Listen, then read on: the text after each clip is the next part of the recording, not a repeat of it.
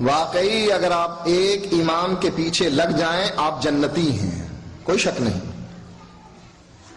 اگر آپ ایک امام کے پیچھے لگ جائیں آپ جنتی ہیں، کوئی شک نہیں۔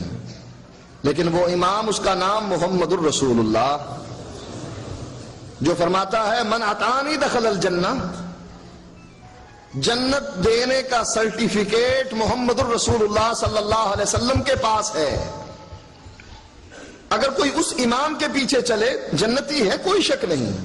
جو امام ہے ابو بکر کا، عمر کا، عثمان کا، علی کا، رضوان اللہ علیہم اجمعین، عشرہ مبشرہ کا، بدریوں کا، احد والوں کا، جنگ خندق والوں کا، 1,40,000 صحابہ کا امام ہے، اس کے پیچھے چلنے میں جنت ملتی ہے، کوئی شک نہیں۔ حدیث میں آیا ہے من اطاعنی دخل الجنہ۔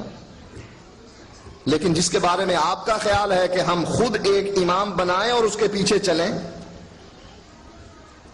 اللہ نے گارنٹی اس کی دی ہے کہ اس کے پیچھے چلنے پر جنت ہے، اور اللہ کے نبی نے اپنے بارے میں خود کہہ دیا من اطاعنی دخل الجنہ ومن عصانی فقط ابا، میرے پیچھے چلا بلال، صہیب اور باقی صحابہ جنت میں گئے، اور میری راہ سے اختلاف کیا میرے اپنے چچا نے، ابو طالب نے، آپ نے فرمایا میرا رب اس کو جہنم میں آگ کے 2 جوتے پہنائے گا، اس کا جسم محفوظ ہوگا آگ سے، لیکن ان 2 جوتوں کی وجہ سے اس کا دماغ ایسے کھولے گا جیسے چولہے پر ہنڈیا کھولتی۔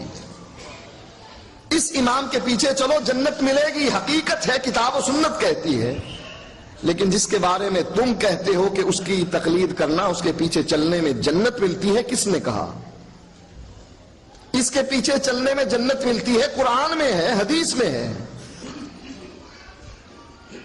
اس کے پیچھے چلنے پر جنت ملتی ہے، کس نے کہا؟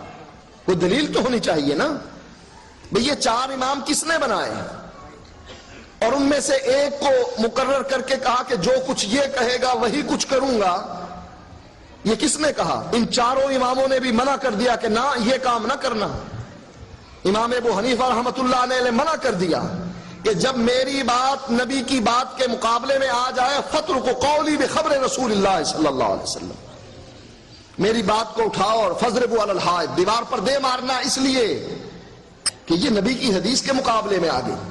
یہی بات امام شافعی سے، یہی بات امام مالک سے۔